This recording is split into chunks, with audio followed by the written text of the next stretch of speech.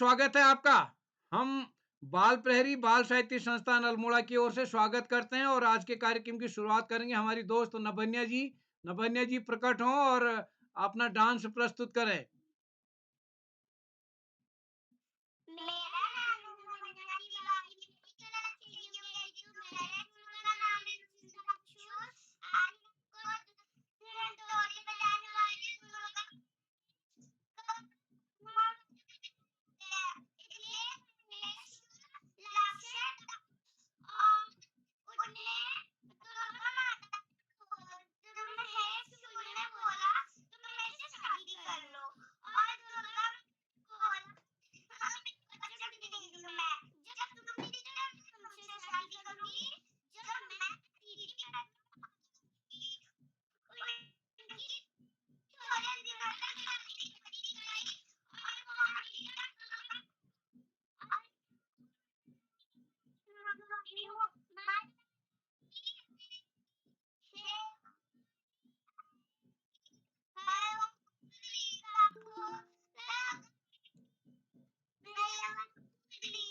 नभन्या जी आपकी आवाज साफ नहीं आ रही यार। आप नभन्या जी आवाज साफ नहीं आ रही। तिवारी सर जरा सही करिएगा, आवाज साफ नहीं आ रही है। नभन्या जी तिवारी सर थोड़ा आवाज सही करिए जी।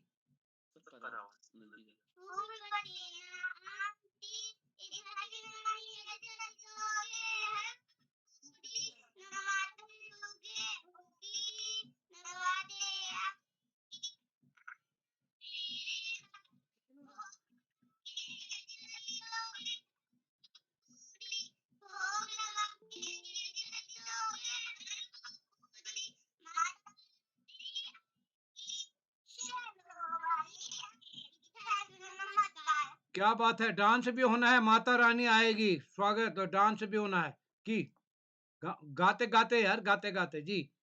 क्या बात है, क्या बात है यार, बहुत ही सुंदर। ओ हो आहे, क्या गजब का यार, क्या गजब का। आहा हा हा, बहुत ही गजब का यार, बहुत ही गजब का। और दूसरे जी, और कोई दूसरा गाना भी तो आता है आपको, उसमें भी करिए डांस जी।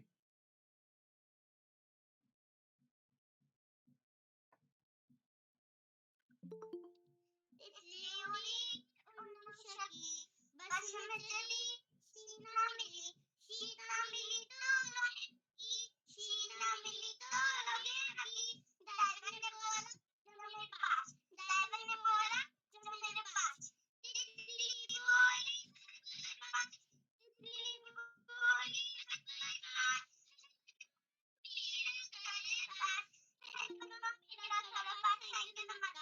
क्या बात है, आयुष जी प्रकट हो गए हैं, पर्दा खोला जाए। आयुष जी स्वागत है आपका।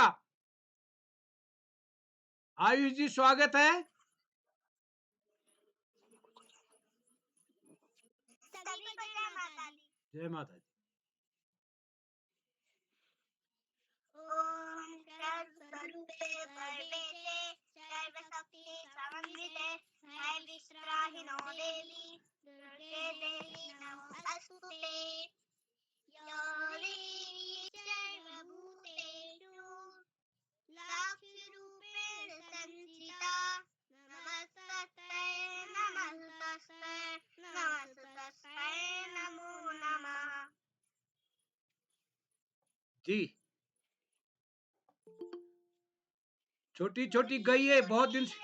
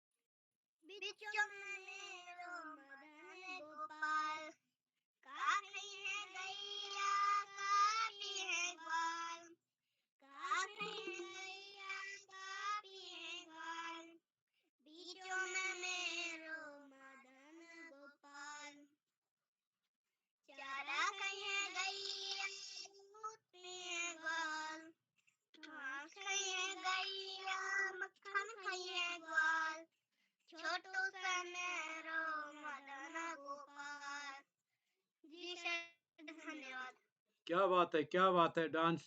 हो आज तो हाथ ठीक है। जी जी, स्वागत है। क्या गजब का डांस है यार। हाँ हाँ हाँ, कमर लचका के क्या है। क्या बात है यार, क्या बात है। बहुत ही सुंदर, बहुत ही सुंदर, बहुत ही सुंदर। हाँ हाँ हाँ हाँ, क्या गजब का यार, क्या गजब का डांस। बहुत ही सुंदर, बहुत ही सुंदर, बहुत ही सुंदर। धन्यवाद हमारा शुभ रात्रि। जी, आदरणीय आकाश शाश्वत सर जुड़ गए हैं। सर नमस्कार, स्वागत है सर आपका। पांडे सर शुरू भी करते हैं। नमस्कार, बिल्कुल जी, बिल्कुल। जी, तो आप सभी को नमस्कार। मैं सभी मित्रों से निवेदन करूंगा, अपना माइक बंद कर लेंगे। तो मैं बाल प्रहरी और बाल साहित्य संस्थान अल्मोड़ा उत्तराखंड की ओर से आप सभी का स्वागत करता हूं, हार्दिक अभिनंदन करता हूं आज के 770वें ऑनलाइन कार्यक्रम में। और जैसे कि हम सबके संज्ञान में है, अभिव्यक्ति कार्यशाला के जिन साथियों का नाम कल की सूची में नहीं जुड़ पाया, उनका नाम आज की सूची में जोड़ा गया है। तो आज के मुख्य अतिथि होंगे हमारे भी डॉक्टर रेशमी पांडा मुखर्जी जी, जो कि कोलकाता पश्चिम बंगाल से हैं। अ, और आज के इस रेशमी पांडा जी हमारे कार्यक्रम में पहले भी जुड़ती रही हैं, और आप उच्च शिक्षा में कार्यरत हैं और आपका साहित्य में बहुत महत्वपूर्ण योगदान है। और विशिष्ट अतिथि पांडे सर, आपका माइक ऑन है। आज के विशिष्ट अतिथि हैं देवरक्षिता नेगी जी, कक्षा 7, भटकोट चौखुटिया अल्मोड़ा से। और अध्यक्षता करेंगे आज श्रद्धा पुनेठा जी, कक्षा 4, जे बी मेमोरियल मानस एकेडमी पिथौरागढ़ से। और संचालन करेंगे हमारी दोस्त वृंदा जी, जो कि कक्षा 6 की छात्रा हैं, स्वामी हरिहरानंद पब्लिक स्कूल कनकल हरिद्वार से।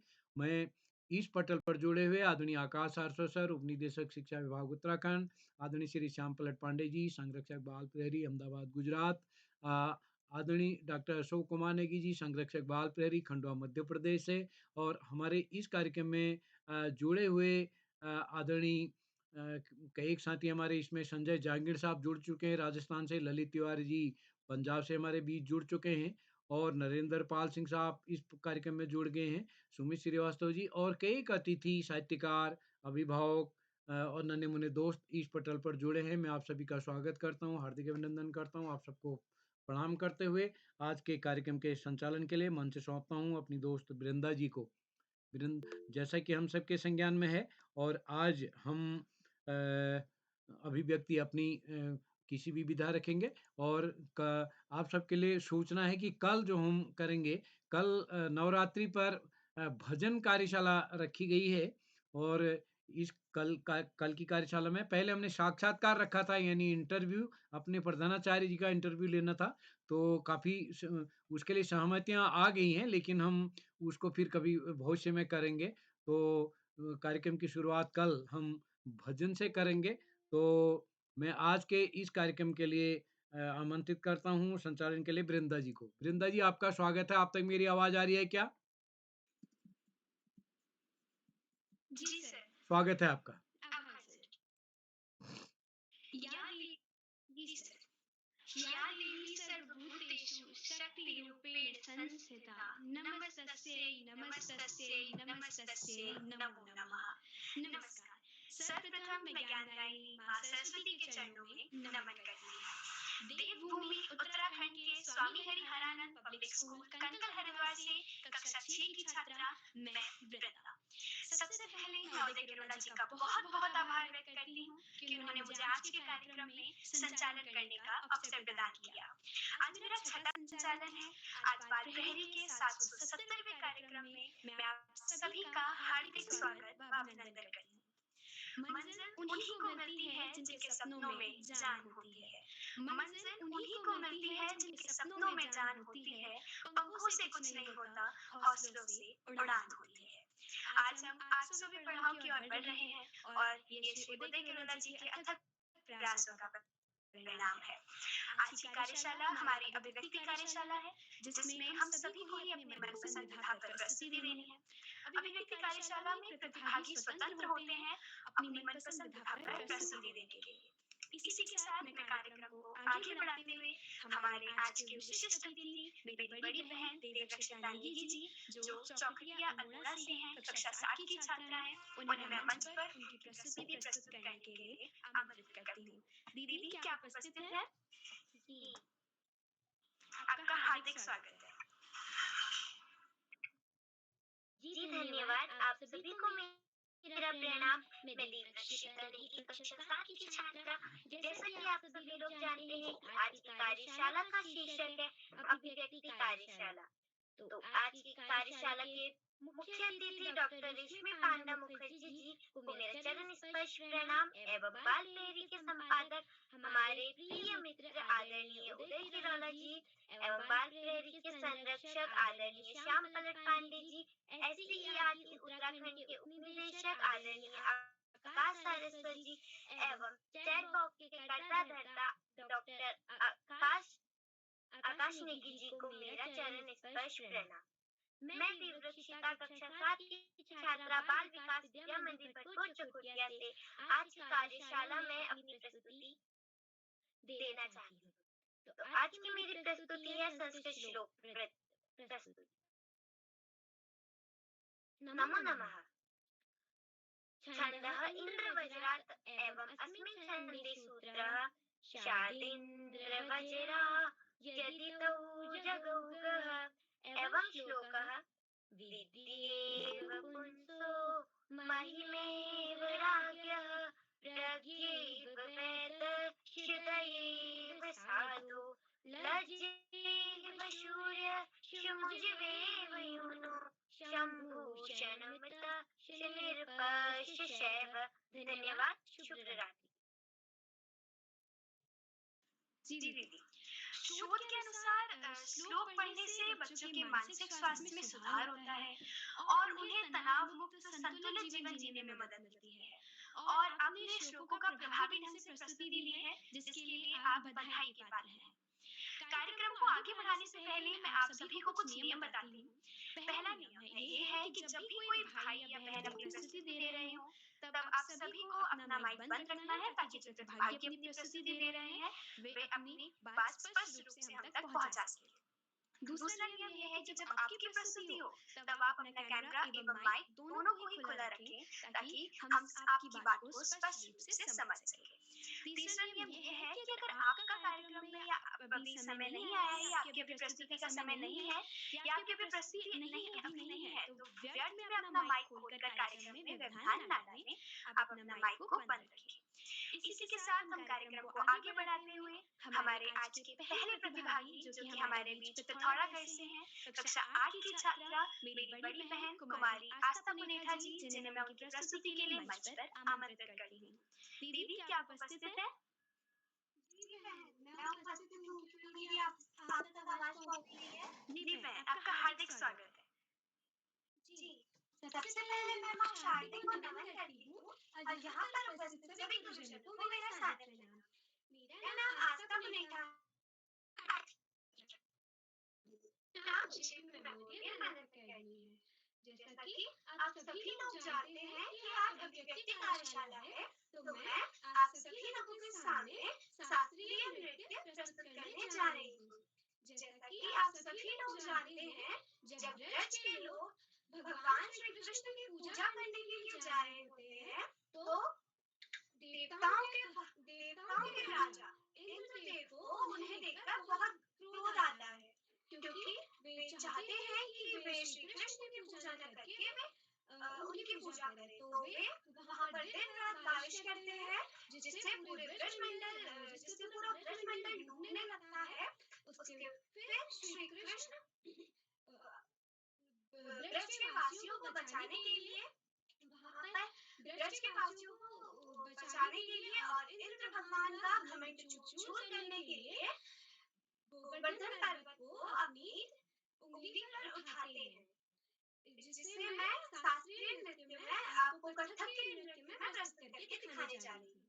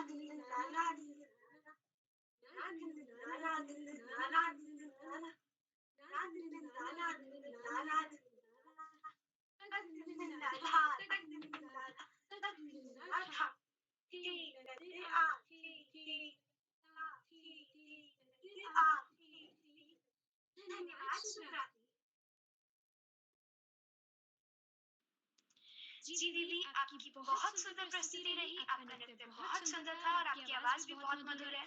सच में बहुत सुंदर प्रस्तुति थी आपकी। इसी के साथ हम कार्यक्रम को आगे बढ़ाते हुए हमारे आज के दूसरे प्रतिभागी मेरी बहन कक्षा 6 की छात्रा ओजस्वी, जो हमारे साथ गौरीगंज अमेठी उत्तर प्रदेश से जुड़ी हैं, उन्हें मैं पकड़कर उनकी प्रस्तुति देने के लिए आमंत्रित करती हूँ। क्या बहन आप उपस्थित हैं?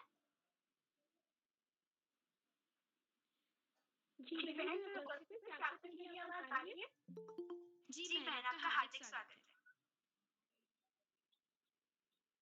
जी बहन, धन्यवाद। आप सभी को मेरा नमस्कार। मेरा नाम ओजस्वी है। मैं कक्षा 6 में पढ़ती हूँ। मेरे स्कूल का नाम विवेकानंद स्कूल है। मैं गौरीगंज जमुई की उत्तर प्रदेश से। तो जैसे कि आज अभी तक की कार्यशाला हो रही है, तो आज की कार्यशाला में मैं आप सभी को एक विषय पढ़ाने जा रही हूँ। तो आज का हमारा विषय है रेगिस्तान में शिविर। तो जैसे कि यहाँ पे मैंने एक फ्लो चार्ट बना रखा है, तो आशा करती हूँ फ्लो चार्ट को आप देख के समझ गए होंगे कि आज हम क्या पढ़ने वाले हैं। तो आज हम विश्व के उन स्थानों के बारे में पढ़ेंगे जहाँ लोग अत्यधिक कष्टकारी तापमान में भी जीना सीख चुके हैं।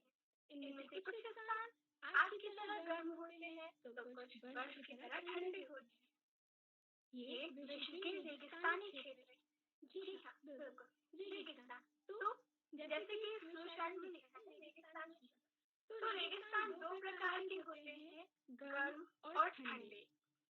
तापमान के आधार पर रेगिस्तान गर्म और ठंडे भी होते हैं। तो सबसे पहले आगे बढ़ते हुए हम गर्म रेगिस्तान के बारे में पढ़ेंगे। वैसे तो गर्म रेगिस्तान बहुत सारे, अपने भारत का ही उदाहरण ले लीजिए। सबसे बड़ा थार डेजर्ट जहाँ हम जाते हैं, वहाँ की सबसे, जब हम लोग जाते हैं राजस्थान घूमने तो हमें जैसलमेर घूमने बगैर नहीं आती है। तो वो थार डेजर्ट जो थार रेगिस्तान है उसी का एक पार्ट है जो बहुत ज्यादा गर्म होता है। तो आज हम गर्म रेगिस्तान के बारे में पढ़ेंगे, विश्व के सबसे बड़े गर्म रेगिस्तान सहारा रेगिस्तान के बारे में। तो चलिए पढ़ते हैं। सहारा रेगिस्तान विश्व का सबसे बड़ा गर्म रेगिस्तान है। सहारा रेगिस्तान 11 देशों से घिरा हुआ है। और आपको एक चीज बताऊं कि जैसे कि हमारा जो भारत देश है वो बहुत बड़ा है, जो हमारा भारत देश है बहुत बड़ा है, तो उससे 10 गुना, 3 से 4 गुना ज्यादा सहारा रेगिस्तान बड़ा है। तो आप सोच ही सकते हैं कि कितना बड़ा होगा सहारा।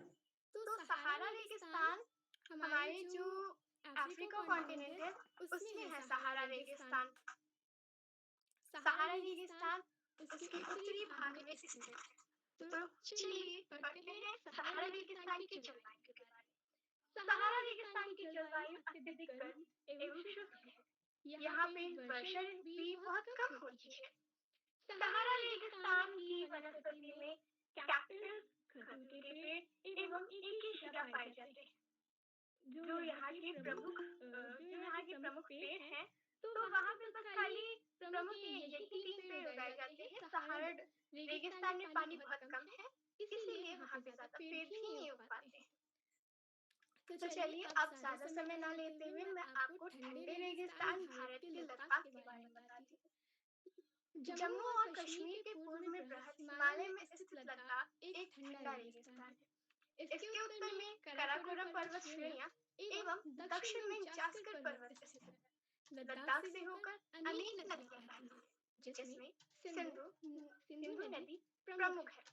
लद्दाख की ऊंचाई कारगिल में लगभग 3000 मीटर से लेकर काराकोरम में 8000 मीटर से भी अधिक पाई जाती है।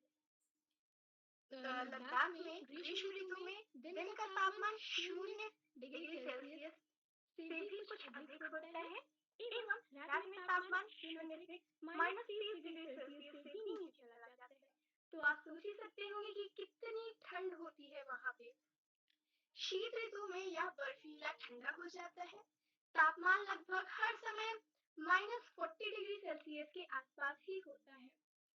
और आपको एक मजेदार बात बताऊं कि जो लद्दाख है, लद्दाख उसको हम खपाचान भी बोलते हैं। खपाचान इसलिए बोलते हैं क्योंकि लद्दाख को, खपाचान का मतलब होता है हिमभूमि, और लद्दाख 2 शब्दों से मिलकर बना है, ला और दख। तो अब जानते हैं कुछ वनस्पति और प्राणी जात के बारे में। वनस्पतियों में ग्रीष्म ऋतु में सेब, खाबुनी एवं अखरोट जैसे पेड़ पल्लवित होते हैं। लद्दाख में पक्षियों की भी विभिन्न प्रजातियां नजर आती है। इसमें रॉबिन, रेस्टार्ट, तिब्बती स्नोकॉक, रैवन एवं कूप यहाँ पाए जाते हैं। ये यहाँ के कुछ सामान्य पक्षी थे। यहाँ के कुछ जो जानवर होते हैं, जो वहाँ पे लद्दाख में जानवर पाए जाते हैं, उसमें जंगली बकरी, जंगली भेड़, याक एवं विशेष प्रकार के कुत्ते पाले जाते हैं। जैसे हम लोग ने पहले पढ़ा ही होगा, स्लेज हम लोग ने पढ़ा होगा, तो कुत्ते उसी स्लेज को चलाने में काम आते हैं। लद्दाख क्षेत्र में अनेक बौद्ध मठ अपने परांगत गोपा के साथ स्थित है। कुछ प्रसिद्ध मठ है हेमिस, थिक्सके, शो एवं लामायुर। तो ये थी आज की हमारी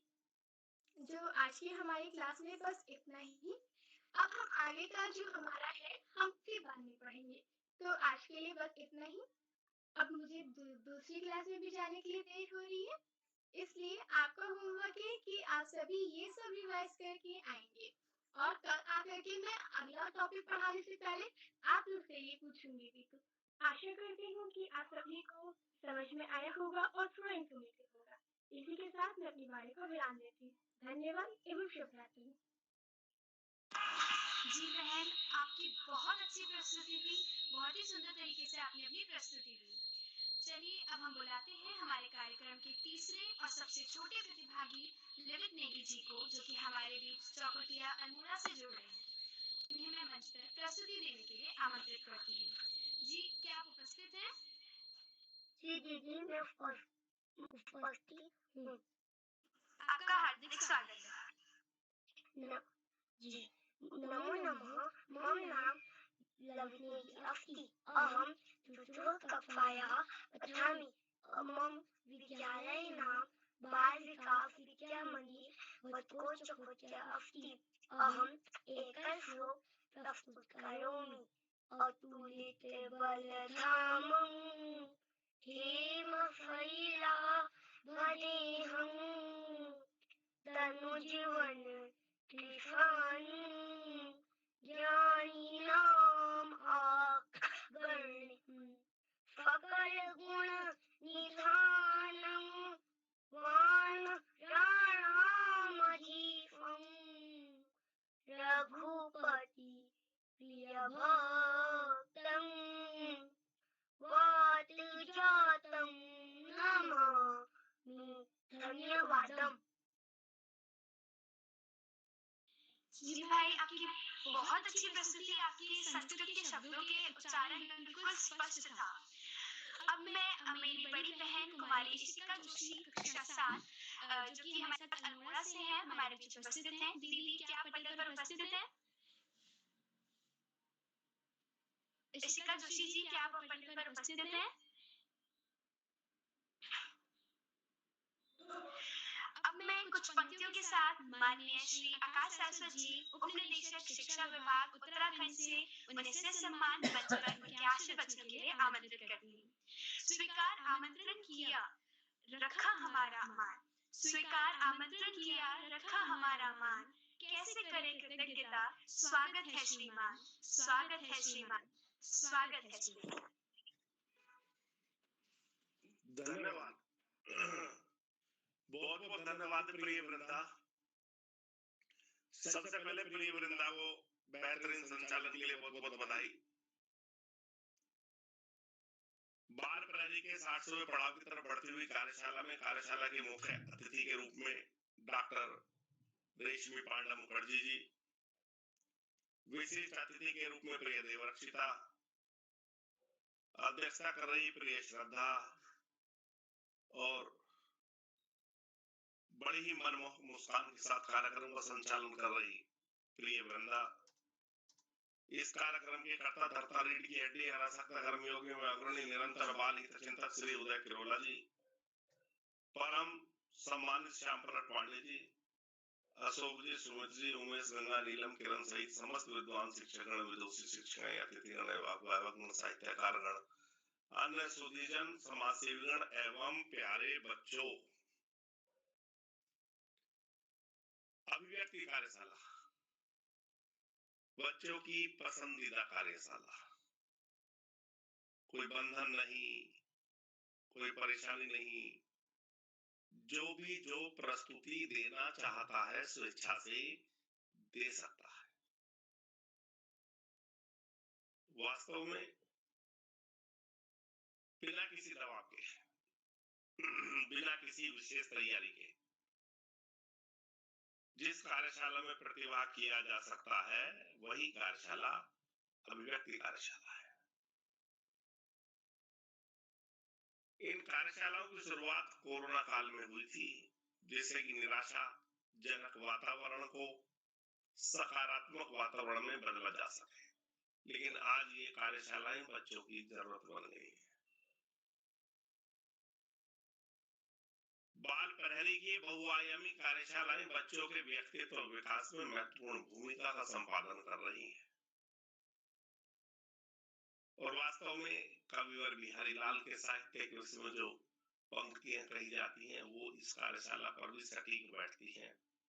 सत सैया के दोहरे जो नाविक के तीर देखने में छोटे लगे घाव करे गंभीर। बड़ी महत्वपूर्ण उपाधि सार गर्भित कार्यशालाओं का आयोजन, जिससे बच्चों की समझ का विकास हो, उनका व्यक्तित्व का विकास हो, ऐसा प्रयत्न इन कार्यशालाओं में किया जा रहा है। पेडागोजी को चुनौती देने वाली प्री प्राइमरी से लेकर कक्षा 12 तक के बच्चों को एक साथ प्रस्तुति का अवसर उपलब्ध कराने वाली ये कार्यशाला निश्चित रूप से बच्चों के सर्वांगीण विकास में महत्वपूर्ण भूमिका का निर्वहन कर रही है। प्यारे बच्चों, आज जरूरत है व्यसन मुक्त समाज निर्माण की, चरित्र निर्माण की।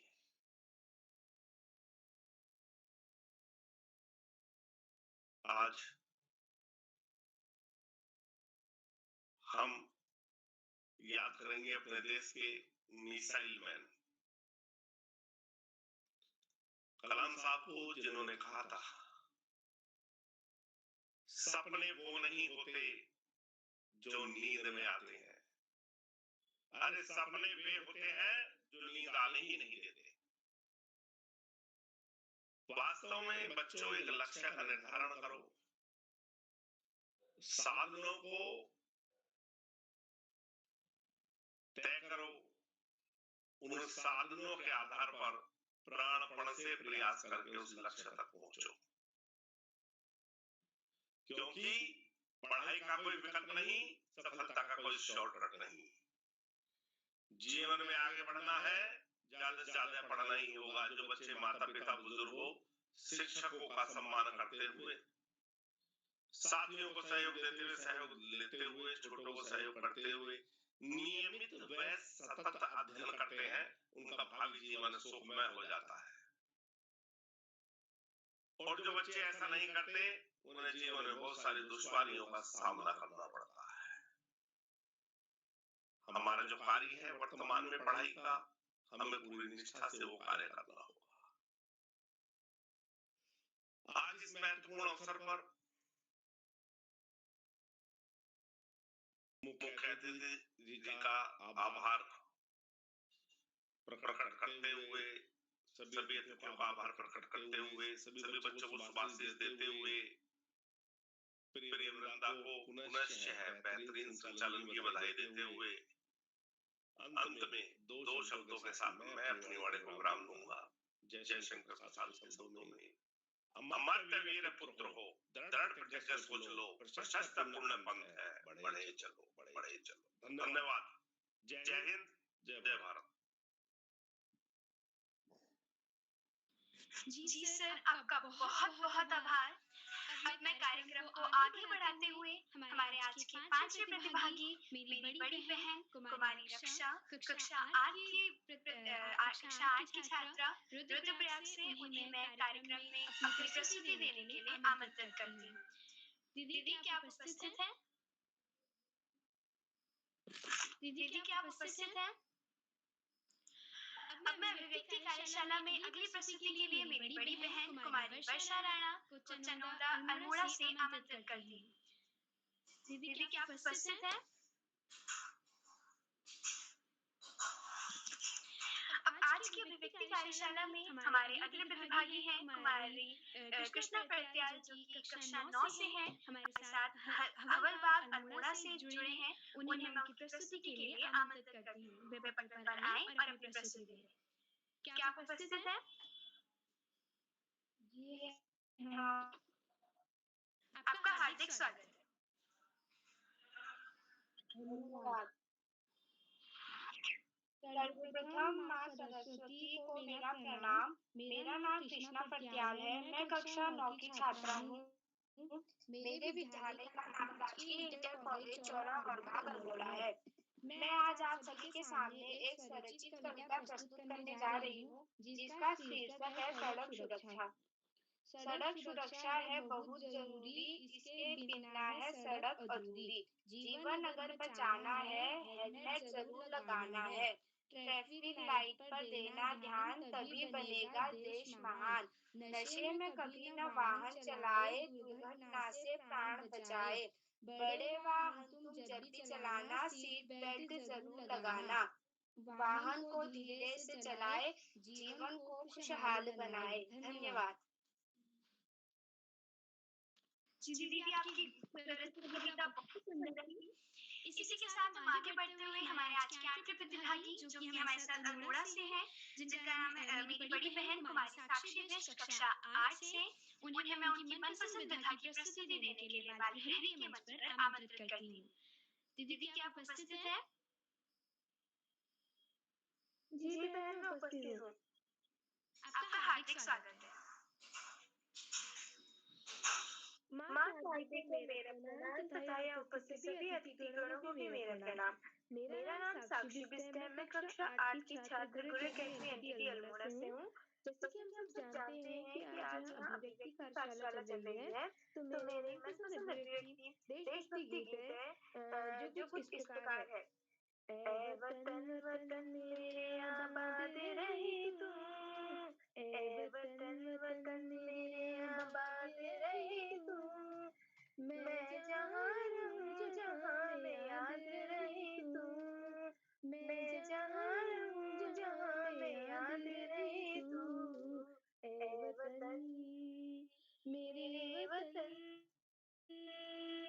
ऐ वतन मेरे वतन, तू ही मेरी मंजिल है पहचान तुझी से, तू ही मेरी मंजिल है पहचान तुझी से, पहुँचूं मैं जहाँ भी मेरी बुनियाद रहे तू, पहुँचूं मैं जहाँ भी मेरी बुनियाद रहे तू, ऐ वतन मेरे वतन, ऐ वतन मेरे वतन, तुझ पे किसी गम की आँच आने नहीं दूँ, तुझ पे किसी गम की आँच आने नहीं दूँ, कुर्बान मेरी जान तुझ पे शाद रहे तू, कुर्बान मेरी जान तुझ पे शाद रहे तू, ऐ वतन मेरे वतन,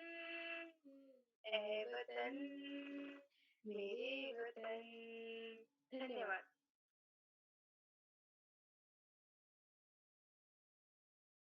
जी बहन, आपकी बहुत ही सुंदर प्रस्तुति थी। आपने बहुत ही मधुर आवाज में गाने को प्रस्तुत किया। अब मैं चंद पंक्तियों के साथ आज की मुख्य अतिथि डॉक्टर रेशमी पांडा मुखर्जी जी, कोलकाता पश्चिम बंगाल से, उन्हें बाल प्रहरी के इस सम्मानित मंच पर ससम्मान आमंत्रित करती हूँ। मीठी बात और चेहरे पर मुस्कान, मीठी बात ऐसे लोग ही हैं हमारे। आपका हार्दिक अभिनंदन, वंदन और बहुत बहुत धन्यवाद। मेरी आवाज आ रही है? जी मैम।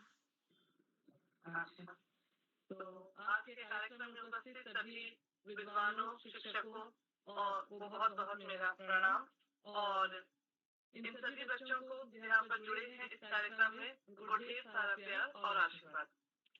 आज का ये जो कार्यक्रम है, जो कार्यशाला है, उसे हम एक गुलदस्ता कह सकते हैं।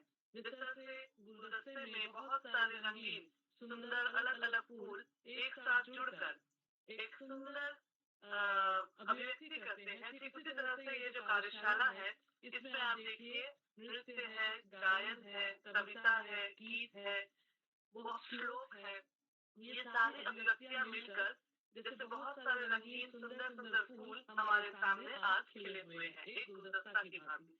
तो अत्यंत खुशी का विषय है यह कार्यशाला जिसमें आप सभी भाग ले रहे हैं।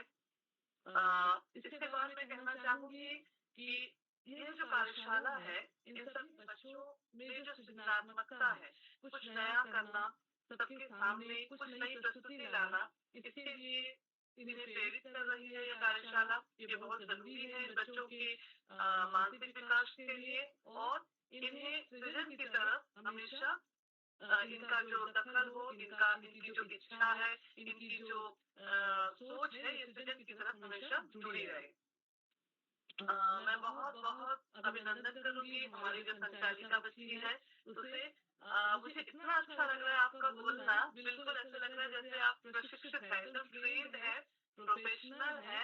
ऐसा लग रहा है जैसे किसी एरोप्लेन में हम बैठे हुए हैं और आप वहाँ पर अनाउंसमेंट कर रही हैं। हाँ, इतनी प्रशिक्षित और इतने सुंदर, इतने लिहाज के साथ, इतने सुंदर तरीके से आप बोल रही हैं, ऐसा लग रहा है कि सालों से आप जो है इस संचालन के काम में दक्ष हैं। आपने कहा कि ये आपका इस मंच पर आपका 6वां संचालन है, लेकिन मुझे विश्वास है कि जहाँ भी आपके स्कूल में और जितने भी आसपास जितने भी कार्यक्रम होते हैं, वहाँ पर आप ज़रूर इतने ही सुंदर तरीके से, इतनी ही दक्षता के साथ संचालन करती हैं। तो आपका बहुत-बहुत अभिनंदन। आपसे और भी बच्चे प्रेरित होंगे और जो दूसरे कार्यक्रमों में संचालक की भूमिका निभाते हैं, मुझे आशा है वो आज आपको देखकर आपसे बहुत कुछ नई चीज़ें सीखेंगे। मुझे बहुत खुशी है आपसे मिलकर।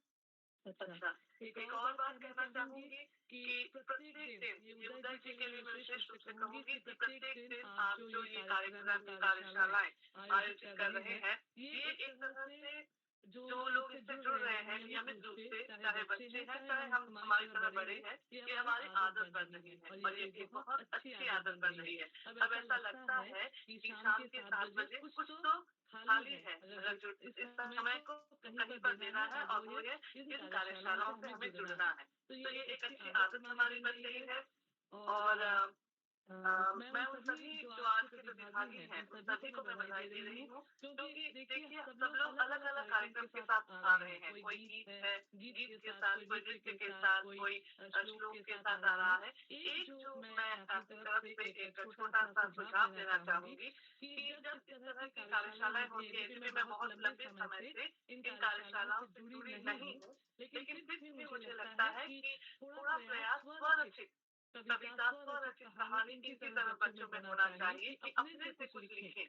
हाँ, वो जो कह रहे हैं वो किसी अच्छे कवि, किसी अच्छे गायक, किसी अच्छे किसी अच्छी किताब से वो देखकर, पढ़कर बोल रहे हैं।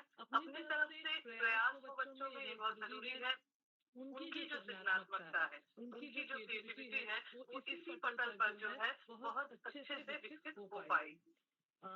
एक और बात मैं कहना चाहूँगी कि इन कार्यशालाओं के माध्यम से उदय जी आप जिस सृजनात्मकता का दौर इन बच्चों में ला रहे हैं, ये बहुत ज़रूरी है क्योंकि हमारे बच्चे जो हैं दिन प्रतिदिन जितना ज़्यादा इन चीज़ों से जुड़ेंगे, साहित्य से जुड़ रहे हैं, संस्कारों से जुड़ रहे हैं, बहुत ज़रूरी है क्योंकि यहाँ देखिए जो भी संचालन करता है या करती है या जो बच्चे यहाँ पे प्रतिभागी के रूप में आते हैं, कितना अपने आप में जब वे लोग वार्तालाप करते हैं तो कितने आदर के साथ, कितने सुंदर तरीके से वो एक दूसरे को बोलते हैं। तो ये जो संस्कार ये कार्यक्रम उनमें दे रहे हैं और उनके माध्यम से और भी बच्चे सीख रहे हैं, ये बहुत ज़रूरी है। तो इन्हीं बातों के साथ आज की कार्यशाला की बहुत-बहुत सफलता के लिए मैं अपनी तरफ से अभिनंदन और अपनी तरफ से शुभाशीष दूंगी। बहुत-बहुत धन्यवाद। इन्हीं शब्दों के साथ मैं अपनी वाणी को विराम देना चाहूँगी। धन्यवाद, नमस्कार।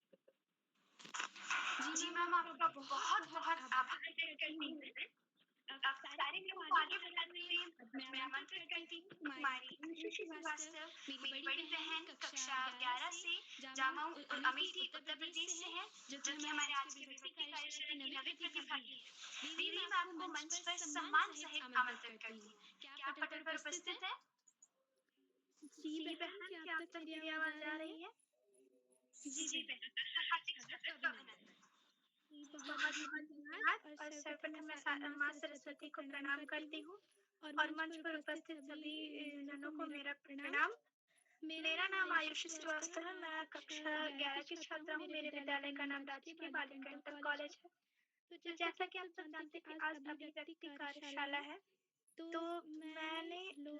मुझे ना लोकगीत गाना है एक, और वो लोकगीत अवधी लोकगीत है, और जिसमें हम जब हमारे वहाँ जब बच्चों का जन्म होता है तो उस टाइम पे जो सोहर गाते हैं, मैं वो आप सभी के सामने प्रस्तुत करने जा रही हूँ।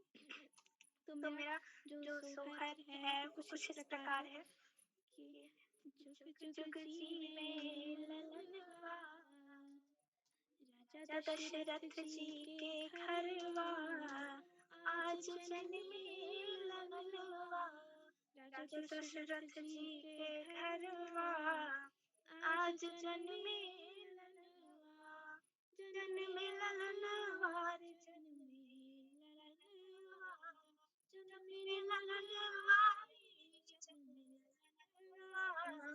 राजा दशरथ जी के घरवा आज जन्मे ललनवा राजा दशरथ जी के घरवा आज जन्मे ललनवा रानी कौशल्या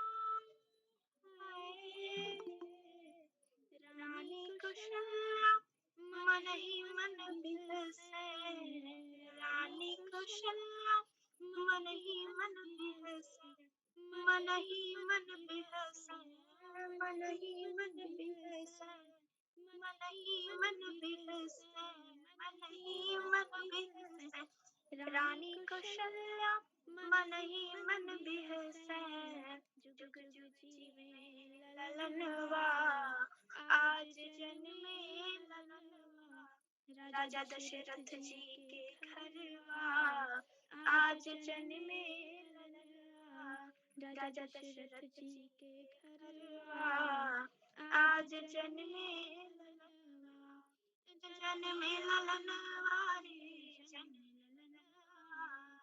ललनवा रे जन्मे ललनवा राजा दशरथ जी के घरवा आज जन्मे ललनवा।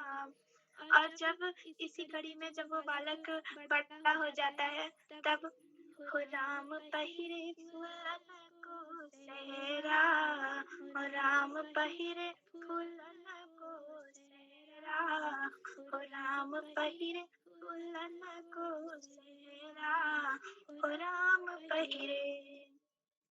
राजा जनक जी ने प्रण ठानी है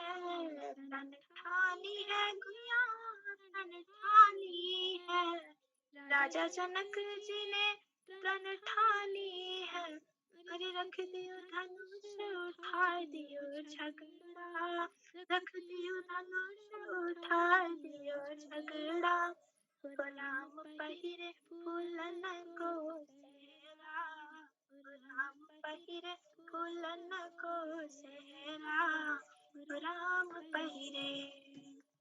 राजा दशरथ के 4 पुत्र हैं राजा दशरथ जी के 4 पुत्र हैं 4 पुत्र हैं जी 4 पुत्र हैं 4 पुत्र हैं जी 4 पुत्र हैं रे तोड़ दियो धनुष मिटा दियो झगड़ा तोड़ दियो धनुष मिटा दियो झगड़ा हो राम पहिरे फूलन को सेहरा हो राम पहिरे फूलन को सेहरा हो राम पहिरे।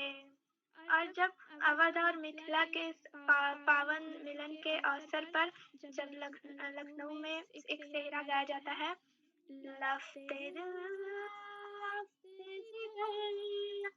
नूर नजर का सेहरा कैसा लगता है मेरे लालो महल का सेहरा हो राम पहिरे फूलन को सेहरा हो राम पहिरे फूलन को सेहरा हो राम पहिरे फूलन को सेहरा सुहाग बरसे बन्नी तोरे आंगनवा सुहाग बरसे बन्नी तोरे आंगनवा सुहाग बरसे बन्नी तोरे आंगनवा माई के अंगना सुहाग बन्नी मांगे माई के अंगना सुहाग बन्नी मांगे सुहाग बन्नी मांगे सुहाग बन्नी मांगे अमर करी हाँ अमर करी राम बन्नी तोरे सिंदूरवा सुहाग बरसे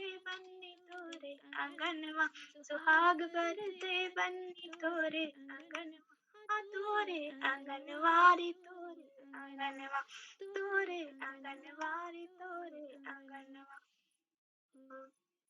जी धन्यवाद।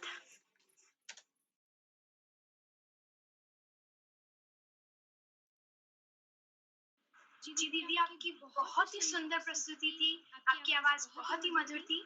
इसी के साथ अब मैं आज के 10वें प्रतिभागी श्री ध्रुव जांगड़ जी जो कि कक्षा 3 के हैं मेरे छोटे भाई बाड़मेर राजस्थान से मैं उन्हें उनकी प्रस्तुति के लिए मंच पर आमंत्रित करती हूँ। क्या आप उपस्थित हैं? आपका हार्दिक स्वागत। क्या मुझे धन्यवाद। हेलो, माँ सरस्वती पन्ना, मेरा नाम दूर जल्दी और मैं कक्षा 3 का विद्यार्थी हूँ और मेरे स्कूल का नाम राज्य के उच्च प्राथमिक विद्यालय बेनीवालों की ढाणी, बाड़मेर, राजस्थान। आज मैं आपको हिंदी पुस्तक में से दो कविता सुनाने वाला हूँ। तो पहली कविता शुरू करता हूँ। एक किरण खिड़की से होकर चुपके चुपके आती है, हुआ सवेरा जागो मैया हमें जगाती है, सुनहरी प्यारी प्यारी धूप सुहानी लाती है, आलस छोड़ो काम करो जब ये संदेश सुनाती है, रोज सवेरे दूर देश से दौड़ी दौड़ी आती है, घर में वर में खेत बाग में सबको पहली कविता हो गई। अब मैं दूसरी कविता सुनाने वाला हूँ। हुआ सवेरा चिड़िया बोली तब आंखें खोली अच्छे बच्चे मंजन कुल्ला करते कुल्ला कर कर मुंह धो रोज ना कर खाना खाते खाना खाते। धन्यवाद। जी, बहुत प्यारी कविता, बहुत सुंदर, बहुत अच्छी। अब मैं आज की 11वीं व अंतिम प्रतिभागी मेरी बड़ी दीदी कुमारी शुभा, जो कि कक्षा 12 से हमारे साथ अल्मोड़ा खेड़ा से जुड़ी है, उनसे मैं आग्रह करती हूँ कि मंच पर आएं और अपनी प्रस्तुति दें। दीदी, क्या आप उपस्थित? नमस्कार, मैं शोभा कक्षा 12 से GIC खेड़ा अल्मोड़ा से। सर्वप्रथम मेरा माँ शारदे को नमन और मुख्य अतिथि विशिष्ट अतिथि सभी को मेरा नमन। और मेरी छोटी बहन संचालन कर रही वृंदा, आप बहुत सुंदर संचालन कर रही हो। और मेरा जो आज शीर्षक है मेरी स्वरचित कविता है, जो महाभारत युद्ध जब हो रहा था तो एक योद्धा थे बहुत दानवीर जो कर्ण, उस पे मैंने एक कविता लिखी है जो मैं यहाँ पे प्रस्तुत कर रही हूँ। कि हे माधव, पार्थ तेरा डरा था, युद्ध करने से पहले उसने भी सोचा था। सब ठीक था माधव, था युद्ध भी ठीक माधव, जन्म से ही हो गया माँ से जुदा, माँ ने कर दिया गंगा में प्रवाह, जल की धारा में जब प्रवाह हो रहा था, राधेकर ने मुझे पकड़ा था माधव, पाला पोसा मुझे बड़ा किया, मुझे अपना पुत्र कहा था माधव।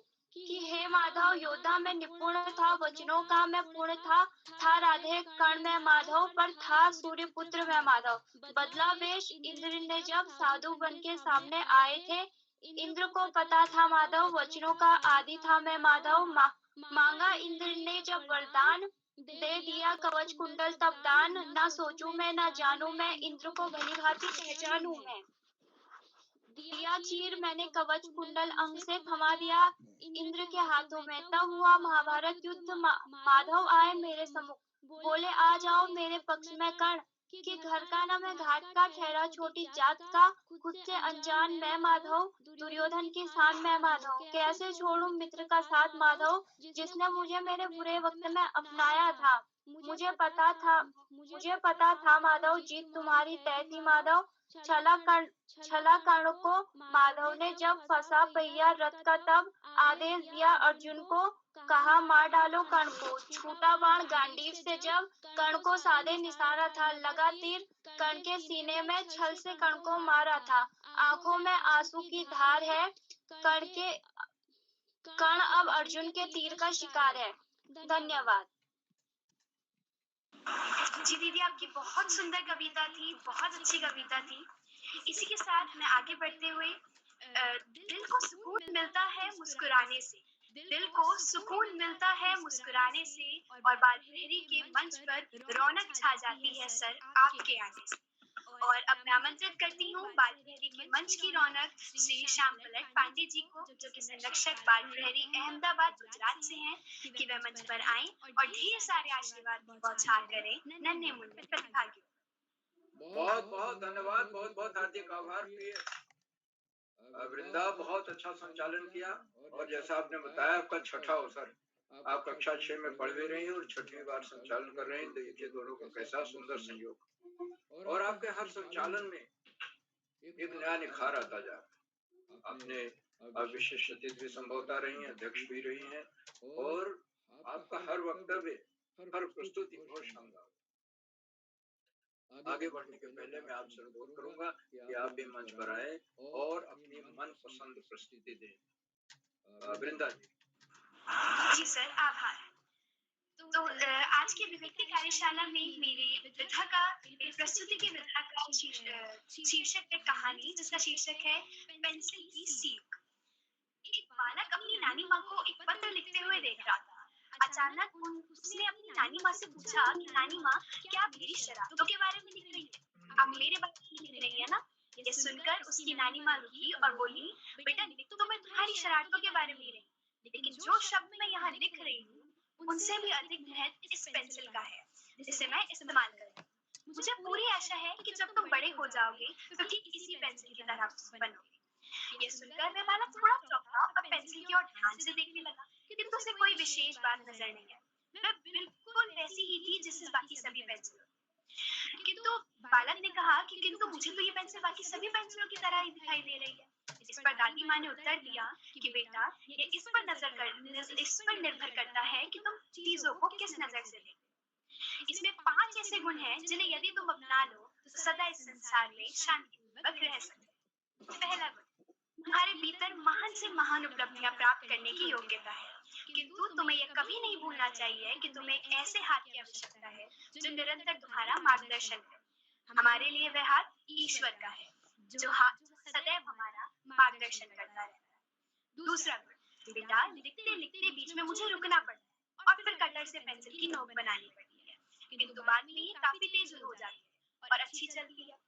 इसलिए तुम्हें भी अपने दुखों, अपमान और हार को बर्दाश्त करना आना चाहिए, धैर्य से सहन करना आना चाहिए, क्योंकि ऐसा करने से तुम एक बेहतर मनुष्य बन जाओगे। तीसरा, पेंसिल हमेशा गलतियों को सुधारने के लिए रबर का प्रयोग करने की इजाजत देती है। इसका यह अर्थ है कि यदि हमसे कोई गलती हो गई हो तो उसे सुधारना कोई गलत बात नहीं है, बल्कि ऐसा करने से हमें न्यायपूर्वक अपने लक्ष्यों की ओर निर्बाध रूप से बढ़ने में मदद मिलती है। चौथा गुण, एक पेंसिल की कार्यप्रणाली में मुख्य भूमिका उसकी बाहर की लकड़ी की नहीं, अपितु उसके भीतर की ग्रेफाइट की होती है। ग्रेफाइट या लेड की गुणवत्ता जितनी अच्छी होगी, लेड उतना ही सुंदर होगा। इसीलिए तुम्हारे भीतर क्या हो रहा है, कैसे विचार चल रहे हैं, इसके प्रति सदा सजग रहो। अंतिम, पेंसिल सदा अपने निशान छोड़ देती है। ठीक इसी प्रकार तुम कुछ भी सत्कर्म करते हो, अपने निशान छोड़ते हो। अतः सदा ऐसे कर्म करो जिनसे सगे संबंधी, समाज, देश का भला हो और तुम्हारा और तुम्हारे परिवार का सर गर्व से उठा रहे। अतः अपने प्रत्येक कर्म के प्रति सजग रहो। धन्यवाद। बहुत सुंदर अभिव्यक्ति। आपने पेंसिल के माध्यम से बहुत सारी सीख दे डाली। पेंसिल कैसे जीवन जीती है, कैसे अपमान बर्दाश्त करती है, धैर्य उसका कैसा है, आगे बढ़ती रहती है, निरंतर चलती रहती है, उसका बाहरी आवरण महत्व नहीं रखता, बल्कि जो भीतर है जिसे लिखा जाता है वो महत्वपूर्ण होता है। बहुत सारी सीख दे डाली, बहुत सुंदर अभिव्यक्ति, बहुत बहुत हार्दिक बधाई आपको। और हमें ऐसे ही चीजें सीखना चाहिए और नए ढंग से चीजों को प्रस्तुत करना। पेंसिल की सीख के द्वारा आपने बातें बताई, जो सीखी है बिल्कुल नवीन लगती है, अभिनव लगती है। इसके पहले मैंने ऐसा नहीं सुना। मैं आपको बहुत बहुत हार्दिक बधाई देता हूँ। आज हमारी इस कार्यशाला में कुल 14 प्रतिभागियों को भाग करना है और अनेक प्रतिभागी आए, बहुत सुंदर। और सबसे बड़ी बात इस कार्यशाला की यह है अभिव्यक्ति कार्यशाला की हमें इतनी आजादी है कि हम कुछ भी अपनी अपनी प्रस्तुति किसी भी विधा में दे सकते हैं, किसी भी रूप में दे सकते हैं। और शास्त्रीय नृत्य सुनने, शास्त्रीय नृत्य के साथ गायन भी किया और आशा पुनेठा ने शुरुआत ही ऐसी की तो बहुत ही धमाल कर दिया, बहुत अच्छा। जितनी अधिक तारीफ की जाए कम है। शास्त्रीय नृत्य की तैयारी करना बड़ा मुश्किल है और गा करके उसे प्रस्तुत करना, मंच के सामने प्रस्तुत करना बड़े अभ्यास की मांग है। और वही अभ्यास उन्हें दिखाई, जहाँ पर हमें दिखाई दिया। बहुत बहुत बधाई। इसी तरह से हमारे दो बच्चों ने संस्कृत श्लोक सुनाए, बहुत सुंदर श्लोक। और मगर उन श्लोकों के बाद अर्थ भी बताना। हमारी जो श्लोक वाचन कार्यशाला होती है, श्लोक गायन कार्यशाला होती है, उसमें हमें अर्थ भी बताना। तो दोनों बच्चों ने अर्थ नहीं बताए, उनको अर्थ बताना चाहिए। दो बच्चों ने सुरक्षित कविताएं सुनाई, बहुत सुंदर सुरक्षित कविताएं। एक तो कर्ण पर थी, बेहद संवेदनशील। कर्ण का जीवन ही उसमें आ गया है कि कर्ण कैसे मित्रता, अपनी मित्रता निभाने के लिए वो सत्य की तरफ नहीं आता, दुर्योधन के साथी बना रहता है और अंत में उसका प्राणांत हो जाता है, कैसे मारा जाता है। और इतना दानवीर है कि कवच कुंडल उठा के दे देता है। तो बहुत सुंदर स्थिति दोनों करता है और देशभक्त का गीत सुनने को मिला। और एक अन्य विशेष प्रस्तुति रही, अवधी भाषा में लोकगीत सुनने को मिला। सोहर, राजा दशरथ के घरवा जन्मे हैं आज ललनवा। जब राजा दशरथ के घर में 4 पुत्रों का जन्म हुआ है, उस समय का बेहद सुंदर वर्णन है इस अवधी भाषा में, जिसे कि हमारे प्रतिभागी ने प्रस्तुत किया है और आयुष श्रीवास्तव ने, और बहुत सुंदर लोग। और अवध के क्षेत्र में ये लोकगीत बहुत ही गीत है और बड़ा मार्मिक लोकगीत है, संवेदना से भरा हुआ। तो सारे प्रतिभागियों को मैं बधाई देता हूँ, क्योंकि ये कुछ ऐसी चीजें थी जिनके बारे में कहना जरूरी था।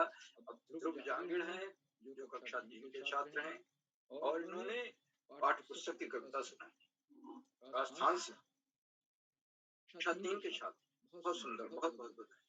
इसी तरह से कक्षा 2 से ललित नेगी है, इन्होंने श्लोक सुनाए, लेकिन श्लोक सुनाने के साथ साथ अर्थ भी बताना चाहिए। कक्षा 2 के विद्यार्थी हैं तो अर्थ तो थोड़ा सा मुश्किल पड़ता है, मगर अगर अभ्यास कर ले तो सुनाया जा सकता है। आज की हमारी विशिष्ट अतिथि हमारी देवरक्षता नेगी हैं, जो कक्षा 7 की छात्र हैं।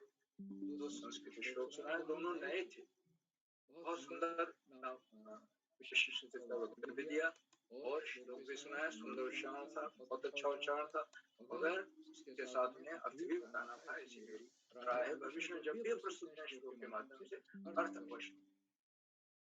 आज के कार्यक्रम की अध्यक्षता कुमारी श्रद्धा पुनेठा कर रही हैं, कक्षा 4 की छात्रा हैं। अभी उनको आमंत्रित किया जाएगा, अपनी प्रस्तुति देंगी। मैं उनका बहुत बहुत हार्दिक स्वागत और अभिनंदन। आज के विशेष अतिथि जैसा हमने बताया देवरक्षता नेगी जी है और तो अपना मैंने संस्कृत श्लोक भी सुनाया, वक्तव्य दिया है, तो बहुत बहुत बधाई। मुख्य अतिथि हमारी डॉक्टर रेशमी पांडा मुखर्जी मैडम है, जो कलकत्ता पश्चिम बंगाल। और आप इधर कई दिनों से कई कार्यशालाओं से जुड़ रही हैं और जुड़ करके आज आपने बताया ये कार्यशालाएं एक गुलदस्ते की, जैसे गुलदस्ते में तमाम तरह के फूल होते हैं, वैसे इन कार्यशालाओं में तरह तरह की आपको अभिव्यक्तियां मिलती हैं। कहीं नृत्य है, कहीं गायन है, कहीं कविता है, कहीं श्लोक है, कहीं देशभक्ति गीत है, कहीं शास्त्रीय नृत्य है, सब कुछ है। और ये कार्यशालाएं सृजनात्मकता के लिए बच्चों को प्रेरित करती, बच्चों को प्रसिद्धियों की उन्होंने पूरी प्रशंसा की, संचालन की बहुत बहुत सराहना की और ये बताया कि ये कार्यशालाएं हमारी आदत बनती जा रही है और अच्छी आदत बनती जा रही है। रोज पौने 7 बजे महसूस करते हैं कि मुझसे कैसे जुड़े, और जिस दिन नहीं जुड़ते हैं हमें बहुत बेचैनी महसूस। और आदरणीय मुख्य अतिथि महोदय का ये कहना बिल्कुल मैं इस बात को स्वीकार करता हूँ, क्योंकि मैं तो लगातार 3 साल से अधिक समय से कार्यशालाओं, पहली कार्यशाला से लेकर के और आखिरी कार्यशाला तक प्रतिदिन जुड़ने का जुड़ता हूँ। और जिस दिन नहीं जुड़ता किसी अनिवार्यतावश, उस दिन हमें लगता है जैसे हमसे छूट गया। आदरणीय मुखर्जी महोदया ने ये भी सुझाव दिया कि बच्चे स्वरचित कहानियों और स्वरचित कविताएं भी पेश किया करें। और देखिए हमारी स्वरचित कविता सुनाई शोभा जी ने, जो कक्षा 12 की छात्रा हैं, प्रण बहुत ही मधुर कविता।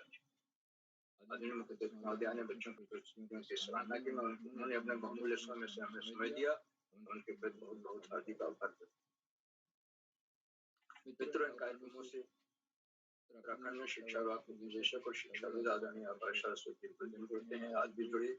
और जो उन्होंने बताया कि ये कार्यशालाएं बच्चों का सबसे पसंदीदा कार्य, इनमें कोई आजादी, कोई दबाव है, कुछ भी नहीं। ये कार्यशाला बहुआयामी, जो बच्चे चुने वो अभिव्यक्ति दे दी। और इनकी शुरुआत कोरोना काल में हुई।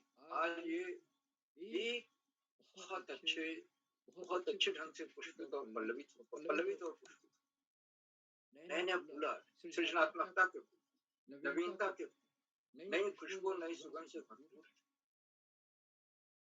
हमें लेकिन बच्चों को याद रखना होगा कि पढ़ाई का कोई विकल्प नहीं है और सफलता का कोई शॉर्टकट नहीं होता है। नियमित सतत अध्ययन हमें करना जरूरी है।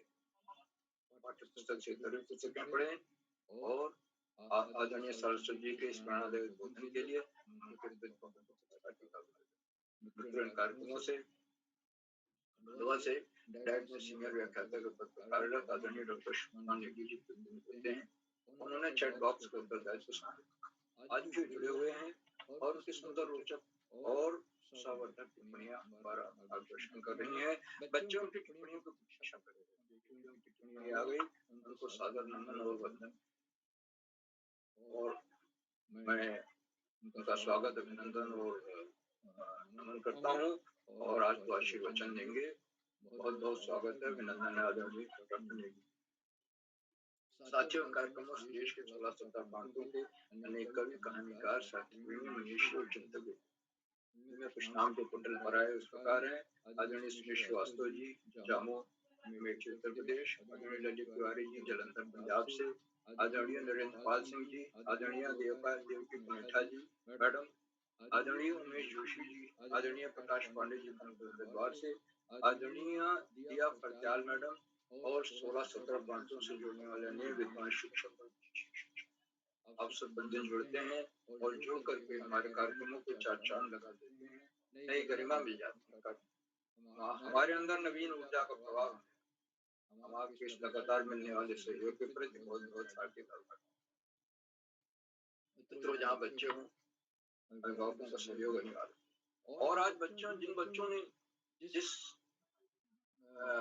प्रतिभागी ने शास्त्रीय नृत्य प्रस्तुत किया है, निश्चित रूप से गायन के साथ किया है और पूरे वेशभूषा शास्त्रीय नृत्य थी, उसमें अभिभावक का सहयोग बिल्कुल देखा जा सकता, बहुत अच्छी तरह देखा। ऐसे सारी प्रस्तुतियों में कक्षा 2 का बच्चा प्रस्तुति नहीं दे सकता जब तक अभिभावक का सहयोग। तो अभिभावकों के सहयोग का ही अब फल है। आज हम 770वां कार्यक्रम संपन्न कर पाए, बड़ी सफलता के साथ संपन्न। इस लगातार मिलने वाले सहयोग पर मैं बहुत हार्दिक आभार व्यक्त करता हूँ। और अंत में इन कार्यक्रमों के सूत्रधार, आधारबिंद, प्रेरणा पुरुष और ऋषियों का सही जीवन जीने वाले आदरणीय प्रहलाद जी, जो एक के बाद एक व्यक्ति कार्यशाला के दूसरा, जो कि बहुत ही बच्चों की पसंदीदा कार्यक्रम, मनपसंद कार्यक्रम।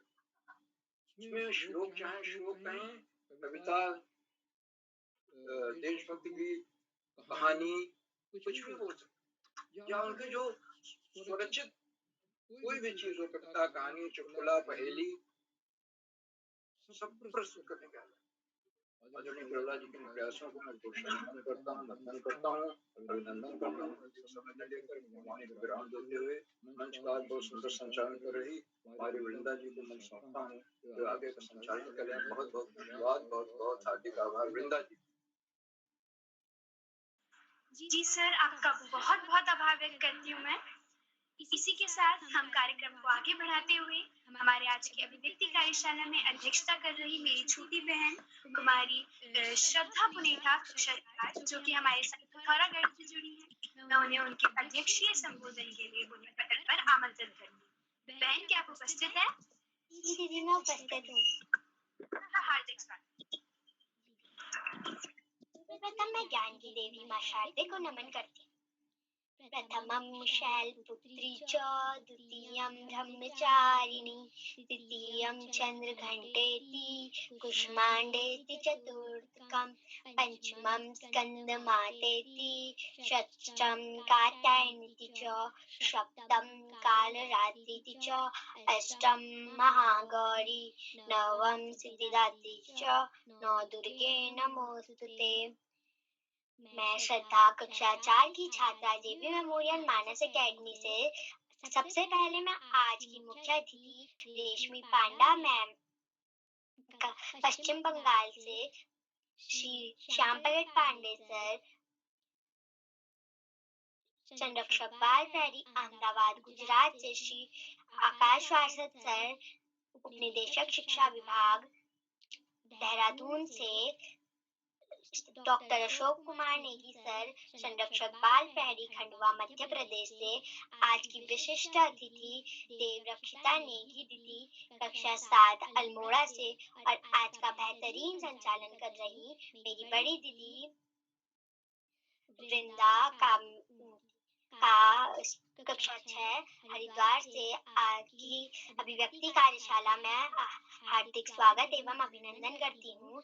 जैसा कि आप सभी जानते हैं कि आज की अभिव्यक्ति कार्यशाला में सभी बच्चों ने अपनी मनपसंद विधि पर सभी ने आज अपनी बहुत सुंदर प्रस्तुति दी, तो मैं भी अपनी एक प्रस्तुति देना चाहती हूँ जो श्याम नारायण पांडे जी ने लिखी है, जो कविता रणबीर चौकड़ी भर कर चेतक बन गया निराला था, महाराणा प्रताप के घोड़े से पड़ गया हवा का पाला, गिरता न कभी चेतक तन पर वह महाराणा प्रताप का घोड़ा था, जो दौड़ रहा अली क्या आसमान पर घोड़ा था, जो तनिक हवा से बाग हिली लेकर सवार उड़ जाता, राणा की पुतली फिरी नहीं तब तक चेतक उड़ जाता था। धन्यवाद। शुभ रात्रि। जी बहन, आपकी बहुत सुंदर कविता थी, बहुत ही अच्छा आपने अपना अध्यक्षीय संबोधन दिया। इसी के साथ अब हम आगे बढ़ते हुए हमारे आज के कार्यक्रम के छूटे हुए साथी को मैं आमंत्रित करती हूँ, इशिका जोशी जी। जी बहन, मैं उपस्थित हूँ। आपका हार्दिक स्वागत है। सर्वप्रथम मैं माँ शारदे को नमन करती हूँ। मेरा नाम इशिका जोशी है, मैं कक्षा 7 की छात्रा हूँ। मैं आज आप सभी के समक्ष 2 संस्कृत श्लोक प्रस्तुत करूंगी, जो कुछ इस प्रकार होंगे। सत्यम ब्रियात प्रियम ब्रियात, न ब्रियात सत्यमप्रियम, प्रियम च नान्यतम ब्रियात, एषः धर्मो सनातनः। सत्य बोलना चाहिए, प्रिय बोलना चाहिए, अप्रिय सत्य नहीं बोलना चाहिए, असत्य नहीं बोलना चाहिए, सनातन धर्म। दूसरा श्लोक, तारानां भूषणं चंद्रः, नारीणां भूषणं पतिः, पृथिव्या भूषणं राजा, विद्या सर्वस्य भूषणम्। तारों का भूषण चंद्र होता है, नारी का भूषण पति होता है, पृथ्वी का भूषण राजा होता है, और विद्या सबकी भूषण। धन्यवाद। शुभ रात्रि। जी दीदी, बहुत अच्छी प्रस्तुति आपकी। अब इसके बाद में मेरी बड़ी बहन कुमारी रक्षा कक्षा 8 से उपस्थित है। कुमारी वर्षा राणा कक्षा 8 से क्या उपस्थित है? चंदन की खुशबू चौखट पर बिछाते हैं, चंदन की खुशबू चौखट पर बिछाते हैं, पवित्र भाव से श्रीमान जी खुशी की दीप जलाकर हम आपको बुलाते हैं। इन पंक्तियों के साथ अब मैं आमंत्रित करती हूँ डॉक्टर अशोक कुमार नेगी जी, संरक्षक बाल प्रहरी खंडवा मध्य प्रदेश से। जी वृंदा दीदी, बहुत बधाइयाँ आपको, बहुत सारी ढेर सारी शुभकामनाएं। आपने जोश भरा और प्रत्येक प्रतिभागी की प्रस्तुति के लिए आपने जोशीले अंदाज में उन्हें आमंत्रित किया मंच पे, तो आपको इसके लिए भी बहुत शोभनम उत्तमम शुभ संचालनम नमो नमः, हार्दिक बधाइयां। टोकरी भर भर के आपको आशीष और स्नेह प्रेषित करता हूँ आपकी प्रस्तुति के लिए। बालबेरी मंच पर 770वां ऑनलाइन कार्यक्रम में ये अभिव्यक्ति कार्यशाला के रूप में और बालबेरी का यह ऑनलाइन कार्यक्रम का मुख्य अतिथि स्वीकार करने आदरणीय डॉक्टर रेशमी पांडा मुखर्जी जी, जो कोलकाता पश्चिम बंगाल से हमारे भी सक्रिय सहभाग कर रही हैं। आप नित्य प्रति समय निकालकर मंच से जुड़ती हैं और बालबेरी के प्रति आपका स्नेह ज्ञापित करती हैं। आप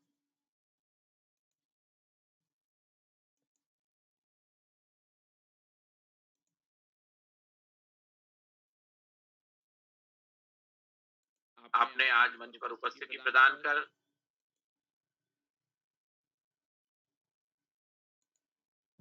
सभी प्रतिभागियों का उत्साहवर्धन किया और उनकी पूरी पूरी प्रशंसा की। आपने सटीक टिप्पणी के माध्यम से मार्गदर्शन भी दिया। आपका बहुत बहुत अभिनंदन, आभार और धन्यवाद ज्ञापित करते हैं। आज कार्यक्रम में जितने भी दोस्तों ने आज प्रस्तुतियां दी हैं, मैं देख रहा था कि विशिष्ट अतिथि के रूप में कुमारी देवरक्षिता नेगी जी, अध्यक्षता का भार वहन करने वाली श्रद्धा पुनेठा जी, जो अभी अभी अपनी प्रस्तुति श्लोक के माध्यम से दे के गई हैं, और कनखल हरिद्वार से स्वामी हरिहरानंद पब्लिक स्कूल से लता जी कक्षा 6 की विवाह करने वाले दोस्तों में आज से चनौदा और कृष्णा प्रयाल जी, अवलबाग अल्मोड़ा से साक्षी बिस्ट जी, आयुषी श्रीवास्तव जी, जामो मेटी से ध्रुव जहांगीर जी कक्षा 3, बाड़मेर राजस्थान से शोभा जी बड़ी दीदी, राजकीय इंटर कॉलेज हीरा अल्मोड़ा से। आज की अभिव्यक्ति कार्यशाला में आपने अपनी मनपसंद अभिव्यक्तियों को यहाँ पे स्थान दिया और व्यक्तित्व विकास की दिशा में एक कदम और आगे एक पायदान पर आप सभी दोस्तों चढ़।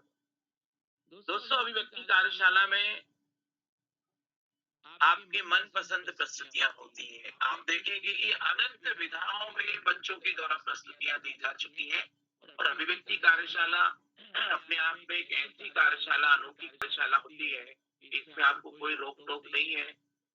आप जो है योग, प्राणायाम, नृत्य, वादन, गायन और स्वरचित कहानियां, कविताएं, गीत, तो अनंत प्रकार की विधाओं में आप अपनी प्रस्तुति दे सकते हैं। संवाद है, रोल प्ले है, मिमिक्री है, ड्रामे के संवाद है, लघु नाटिका का संक्षिप्त प्रस्तुतिकरण है, नुक्कड़ नाटक का हिस्सा है।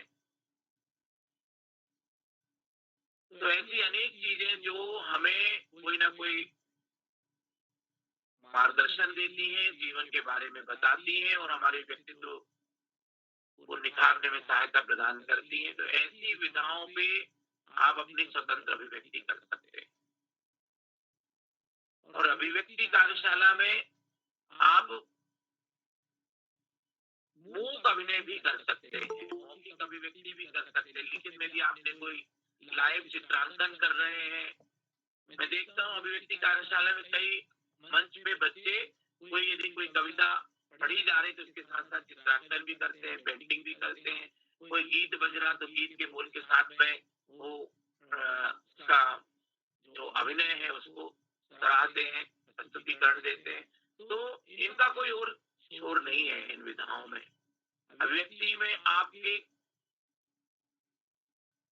क्या संप्रेषित करना चाहते हैं जो ऑडियंस को, वो मायने रखता है और आप स्वयं भी उससे क्या सीख रहे हैं वो महत्वपूर्ण बन जाता है।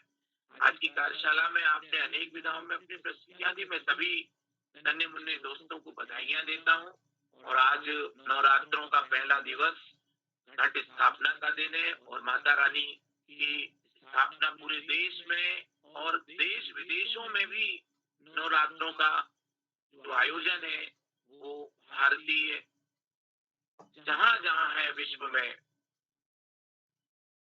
वहां वहां वो अपने अनुसार, अपने सुविधा से, अपने रीति रिवाज जो से भारतीय संस्कृति के मानकों से माता जी को घट स्थापना के साथ स्थापित कर रहे हैं। और 9 दिन चलने वाला ये जो व्रत त्योहार है, ये अपने आप में अनुशासन, संयम और जीवन में अपने कार्यों के प्रति प्रतिबद्धता, इसके बारे में हमें मार्गदर्शन देता है, दिशा निर्देश देता है। और भारतीय दर्शन में ये 9 दिनों का बहुत महत्वपूर्ण है। इसके बाद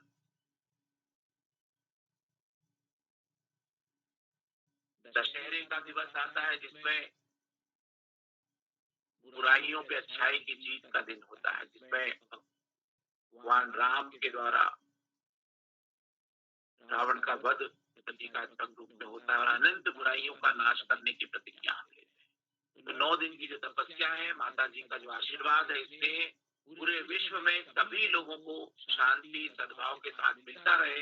बालभैरी मंच से हम सभी यही प्रार्थना करते हैं। आज के कार्यक्रम में हमेशा की तरह हमें ऊर्जा भरा प्रेरणा पद मार्गदर्शन प्रदान करने वाले आदरणीय आकाश सारस्वत सर, आपको कोटि से वंदन अभिनंदन और प्रणाम निवेदित करते हैं, साधुवाद ज्ञापित करते हैं। आपका स्नेह, आपका आशीर्वाद मंच पर हम सभी को मिलता है। अनेक धन्यवाद।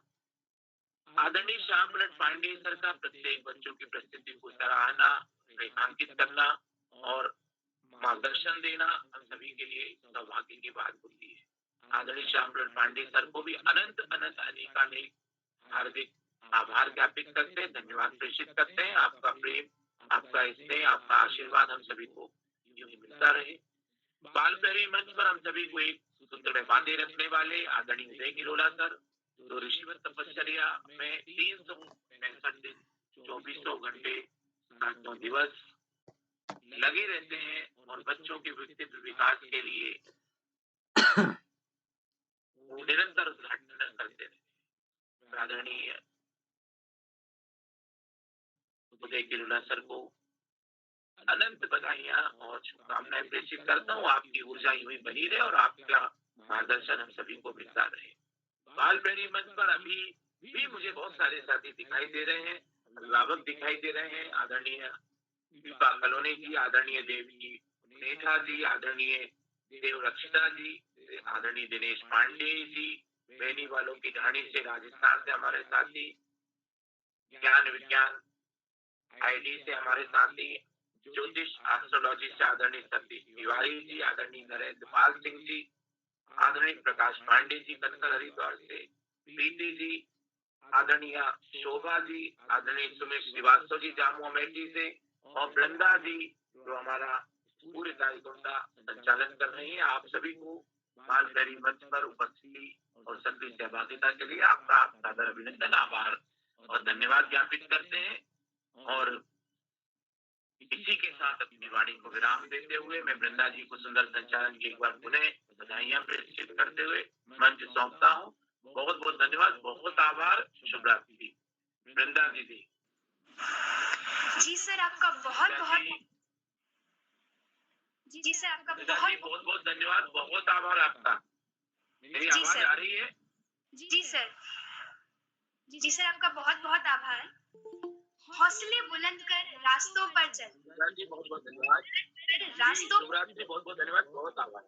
तुझे तेरा मुकाम मिल जाएगा। हौसले बुलंद कर रास्तों पर चल दे, तुझे तेरा मुकाम मिल जाएगा। बढ़कर अकेला तू पहल कर, बढ़कर अकेला तू पहल कर, देख कर तुझको काफिला खुद ब खुद बन जाएगा। और आज ये काफिला बन चुका है। इन्हीं चंद पंक्तियों के साथ मैं मंच सौंपती हूँ माननीय श्री उदय गिरोला जी को। जी वृंदा जी जी वृंदा जी, आपको सुंदर संचालन के लिए बधाई। आपने बताया छठा संचालन है और आप वर्ष के एक बार इस कार्यक्रम में जुड़ती हैं, तो मैं आपको बधाई देता हूँ आज के सुंदर संचालन के लिए। और आपकी जो मैंने एक दिन पहले भी कहा, आप जो ये आत्मकथा वाला रख रहे हैं, इनको आप बिल्कुल जमा करके एक किताब के रूप में ये निकलना चाहिए। हम चाहते हैं ये पटल की उपलब्धि हमारी हो। और बहुत अच्छा वास्तव में आपने पिछले कार्यक्रम में भी जो आत्मकथाएँ पढ़ी हैं, बहुत सुंदर की हैं। तो नेगी सर ने भी कहा इनको आप फ़ाइल कीजिएगा और इनको एक किताब के रूप में आना चाहिए ये बच्चों के द्वारा। तो मैं आपको बधाई देता हूँ और मैं आज के अपने मुख्य अतिथि आदरणीय डॉक्टर रेशमी पांडा मुखर्जी जी जो कि कोलकाता से हमारे बीच जुड़े हैं। मैंने बताया उच्च शिक्षा में आप कार्यरत हैं। आपने बहुत महत्वपूर्ण सुझाव इस पटल को दिए हैं। मैं आपके संज्ञान में लाना चाहता हूँ कि हम कविता के अलग-अलग सत्र इस कार्यक्रम में करते हैं। कविता कैसे लिखते हैं, ये भी हमारी यहाँ कार्यशाला होते ही रही है बीच में और एक दिन हम बच्चों को शब्द के आधार पर कविता लेखन की कार्यशाला होती है और एक दिन विषय को देके कविता लेखन की कार्यशाला होती है। और उन जो स्वरचित कविताएँ में हमने ये तय किया है कि हम 8 लाइन की बनाएँ। छोटे बच्चे क कक्षा 3 से छोटे बच्चे 4 लाइन की बनाएँ और बड़े बच्चे केवल 12 लाइन की बनाएँ। 12 से मतलब ये है कि कहीं न कहीं हम उसको एक नियम में भी बाँधें। मतलब होने को तो कविता 4 लाइन से छोटी भी हो सकती है। हम अपनी बात कहें जिसको जो नारे के रूप में भी हम उसको उसको भी कविता कहेंगे। हम कविता को विस्तार से भी ले सकते हैं, कम से कम 15-20 लाइन की कविता बच्चों के लिए हो सकती है। लेकिन हमने ये है कि स्वरचित कविता के दिन 8 लाइन की बनानी है। और आज का जो अभिव्यक्ति कार्यशाला है इसमें हमारे नन्हे-मुन्ने दोस्त आज की लाइन बंधन का कुछ नहीं है। आज भी था 1, 2, 3, 4 बच्चों ने स्वरचित कविता की सूची के लिए सहमति दी है, जिनमें से 2-3 बच्चों 2-3 जोड़ नहीं पाए हैं। तो इस पटल पर हम स्वरचित कविताएँ, कहानियाँ भी हमारे नन्हे-मुन्ने दोस्त प्रस्तुत करते रहते हैं। आपके महत्वपूर्ण सुझाव के लिए हम आपके एक बार पुनः आभार व्यक्त करते हैं। क्या कोई साथी जुड़ गए हों, तो मैं आमंत्रित करता हूँ। अ रुद्रप्रयाग शौरी स्कूल से शायद उनका नाम गलत है, अगर वो जोड़ी हैं तो मैं उनको आमंत्रित करता हूँ। उनका नाम संभवतः गलत छपा है कागज़ में। वर्षा रानी जी वर्षा राणा जी चनौदा से। जी, तो चलिए लगभग सभी जितने जुड़े साथी हैं उनका नंबर आ गया है। मैं सबको बधाई देता हूँ सुंदर प्रस्तुति के लिए। आप सबका स्नेह इस पटल को मिलता रहेगा। सभी साथियों का नाम आदरणीय पांडे सर ने, नेगी सर ने दोनों ने ले लिया है। तो मैं उसका दोहराव नहीं करते हुए बस निवेदन करूँगा कि जितने भी साथी प्रत्यक्ष या अप्रत्यक्ष तौर पर इस पटल पर जुड़ते हैं उन सबसे निवेदन है कि हमारे बीच वृंदा जैसे अन्य बच्चों को भी इस पटल पर जोड़ के मदद करनी है और नए साहित्यकारों को भी जोड़ना है और जो साथी हम जैसा आप सबके संज्ञान में है यूट्यूब के माध्यम से भी हम अपने कार्यक्रम को दूसरे साथियों तक पहुंचाने का प्रयास कर रहे हैं। तो जो साथी हमारे यूट्यूब के माध्यम से इसको देख रहे हैं उनसे भी निवेदन है वो इस पटल को लाइक, सब्सक्राइब, शेयर करके भी मदद करेंगे और कोई नए साहित्यकार या ऐसे प्रतिभावान बच्चे को इस पटल पर जोड़ के मदद करेंगे। तो ज़्यादा ना कहते हुए एक बार पुनः आपको बधाई देते हैं और जैसा कि अब हम इस बीच हमारा कार्यक्रम नवरात्रि का चला कल और परसों कल का भजन की कार्यशाला फाइनल होगी, संभवतः परसों भी भजन की होगी और क्योंकि हमारे उत्तराखंड में आज से नवरात्रि की रामलीलाएँ भी शुरू हो गई हैं। तो एक दिन हम रामलीला भी करने वाले हैं। पिछले बार भी हमने रामलीला के पाठ का अभिनय यहाँ पर किया था। तो हम इस बार भी रामलीला की कार्यशाला करेंगे। तो जो साथी तैयार होंगे अगले उसके लिए तैयार रहेंगे। तो एक बार मैं पुनः सभी मित्रों का आभार व्यक्त करते हुए आप सबका स्नेह और आप सबका इस पटल पर सहयोग मिलता रहेगा ये कहना चाहूँगा। अ, तो इसी के साथ मैं आप सबको बधाई देते हुए शुभ रात्रि कहता हूँ, नमस्कार कहता हूँ। आप सबका स्नेह मिलेगा।